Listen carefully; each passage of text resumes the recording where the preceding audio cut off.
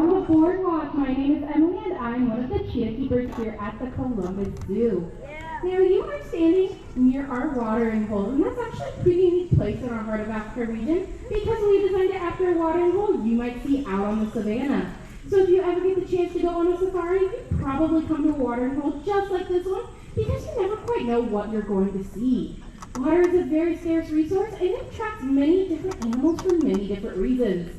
Our watering hole primarily attracts hyenas coming to splash around in the water, or warthogs looking to wallow in the mud, sometimes even aardvarks on the search for insects. But if you stop by at just the right time, you might get the chance to see one of the world's top daytime predators on the hunt for their prey. If you want to direct your attention over here to the tower door, this is Dave, and the chase is on.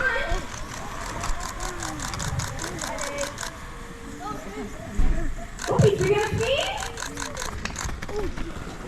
And the cloud of dust, he's got it. Good job, Dave. Now, Dave there, she did a pretty fancy move at the end, doing all that dust. But he's actually one of our youngest cheetahs here at the Columbus Zoo. He lives here with his sister Adrian, and they are just 3.5 years old. Now, if you don't know, these guys actually have a pretty unique origin story. Steve and Adrian are the world's first successful IVF cheetah cubs. So IVF stands for in vitro fertilization. And essentially what we did was we made an embryo. So we took an egg from a donor mom and some other stuff from a donor dad, and we actually put it together to be able to make a couple of embryos for here, one of which was Dave here and his sister Adrian. And we had a surrogate mom here, Izzy, who carried them to term, and we now have 2 amazing cheetahs. Now, the reason that we are so excited about IVF and being able to use it in the future is that it represents a significant leap in conservation technology. So normally when we look to breed cheetahs, we have to move cheetahs between different facilities. So that involves shipping them and making sure that we have all of their health histories together, getting a whole bunch of paperwork, and shipping them to new locations with new people. And that can just be a little stressful for everyone involved. And then you further have the issue that sometimes the cheetahs that we want to have babies, they don't want to have babies. So what we found is that with IVF, we can actually make sure that we get really nice genetic diversity, and we don't have to worry about cheetah compatibility or even moving them, which is really, really nice for us and for the cheetahs. It makes everything a lot more simple. Now Dave here, as he's walking along, you can see that he is just a bunch of goofballness. He's just awesome, he's Dave. But he also has a lot of really unique adaptations for life out on the savannah. Now, one that I really love to point out here is his spots. So just like a zebra, Dave has a unique spot pattern in himself. So all of those spots are going to be completely different than even his sister. And those spots also do something pretty important. They help him thermoregulate. And what that means is that he is able to control his body temperature through using those spots. Now, we as humans, we will sweat to kind of cool ourselves off, but Dave here, he doesn't sweat. What he does is actually wicks the heat away from his skin through that black fur. It's a little bit longer than all of the yellow fur around it, which makes it perfect to be wicking all of that heat away.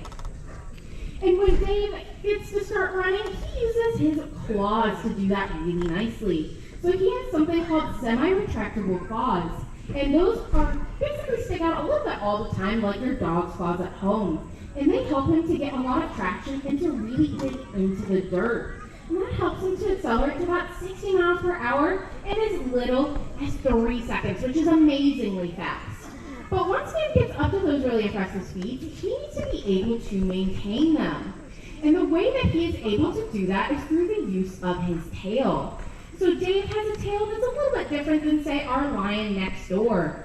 It is flat on both sides, much like a rudder on a boat. And he's actually able to use that to be able to steer and to help counterbalance himself as he goes around turns so that he doesn't have to slow down. Now, I've talked about a lot of different information, but I really want you to focus on all of those adaptations as we get ready to meet our next guest, the watering hole. So if you want to direct your attention over here to the tower door, you're getting ready to meet Adrian, and the chase is on. Watch your tail around his turn. Oh, she's picking up speed. Oh, and a nice slide finish. She's got the ball. Good job, Adrian. So this is Adrian, Dave's sister, and you might notice that was a bit faster than her brother's run. And that actually has to do with a cheetah's natural history. So a cheetah like Adrian here, who was a female, she would be solitary out on the savannah. So she would only have herself to defend her cubs, her territory, and to hunt for food. Whereas a male, like her brother Dave, would be in a group called a coalition. So it's bound to a group of between 3 to 5 males that would help each other hunt for food and defend their territory, so they can afford to be a little bit slower. But just like how we do a lot of genetic conservation work here, they actually have a program out in Africa called CCF, the Cheetah Conservation Fund, that has its own genetics lab on site that is looking to see if we can also help do some IVF technology out there. And I want to let you guys know that you actually helped conservation, and specifically CCF, just by coming to the zoo today. So a portion of every single ticket that we sell here goes to over 70 conservation projects, including the CCF, or Cheetah Conservation Fund. So thank you guys so much for helping support conservation. On behalf of Dave, Adrian, myself, and the entire team here, thank you guys so much for coming out today, and have a great rest of your day at the Columbus Zoo. Bye guys.